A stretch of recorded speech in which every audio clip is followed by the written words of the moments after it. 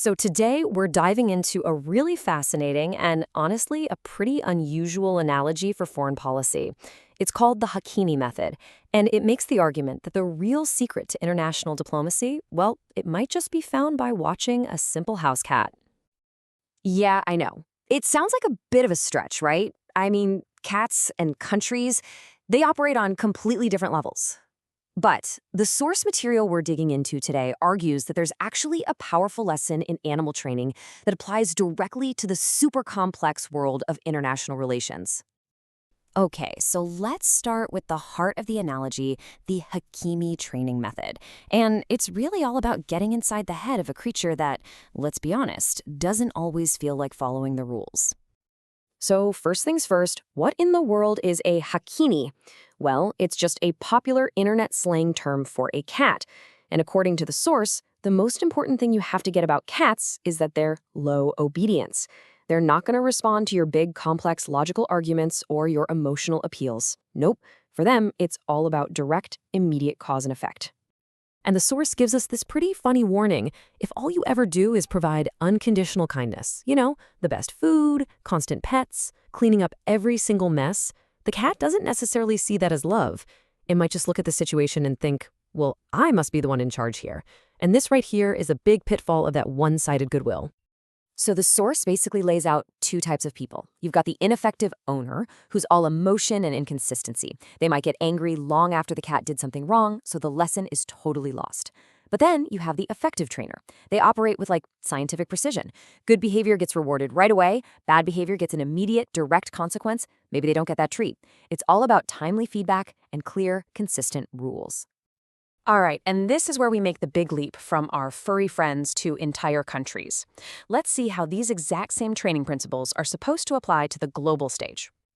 So the whole argument boils down to this. The same kind of logic that works on a low obedience animal, well, that can be a really effective framework for foreign policy. It's all about setting up a clear, easy to understand system of carrots and sticks, a system of cause and effect. So let's break down exactly how this analogy maps out. The trainer, in this case, represents a great power. The Hakimi, our cat, stands in for other nations. Those treats and affection? Well, in diplomacy, that becomes favorable trade policies and benefits. And withholding food, that maps directly onto things like sanctions or pulling back on diplomatic perks. And just like with the cat, this viewpoint argues that one-sided kindness in diplomacy can seriously backfire. If you just give and give, those unconditional benefits can start to feel like an entitlement, and that can lead to the situation described in this really powerful quote. Other nations might be eating from China's bowl than using chopsticks against China. Okay, so that's the big idea. But how does this actually play out in the real world?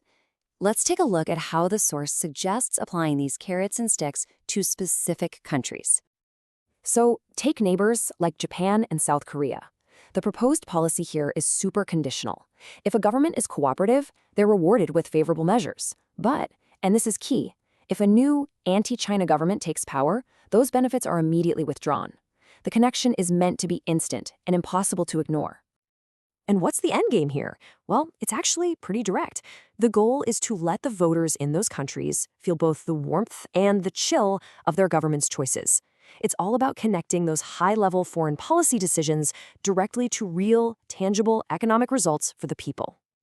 Now, for countries that are seen as a bit more opportunistic, maybe some traditional Western allies, like Canada or the UK, the source suggests a very different attitude, summed up by this really stark quote.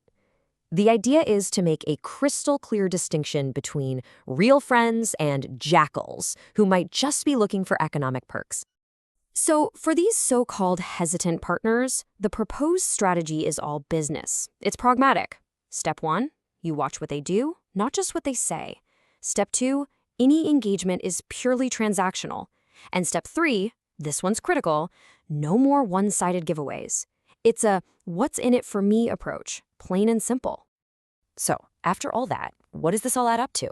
Well, the source pulls all these threads together, making a case for what it calls a science of diplomacy, a totally different way of thinking about how to build relationships between countries. When you boil it all down, the main takeaway is this. Effective foreign policy isn't really about one-sided sincerity or just hoping for the best. It's about the scientific application of incentives. From this perspective, healthy international relationships aren't built on goodwill that isn't returned. They're built on a clear, mutual understanding of benefits and boundaries. And in the end, it all comes back to those 3 simple rules we started with for training a cat. For diplomacy to work, this method argues that any feedback, whether it's a reward or a punishment, has to be timely, it has to be clear, and it has to be consistent, because only then can other nations really learn the rules of the game. Which leaves us with this final, really powerful question to think about. This whole perspective makes a pretty strong case for one side of the argument, but it really forces us to ask, what's the true foundation of a strong, stable foreign policy? Is it all about genuine friendship and shared values, or is it a perfectly executed science of rewards and consequences?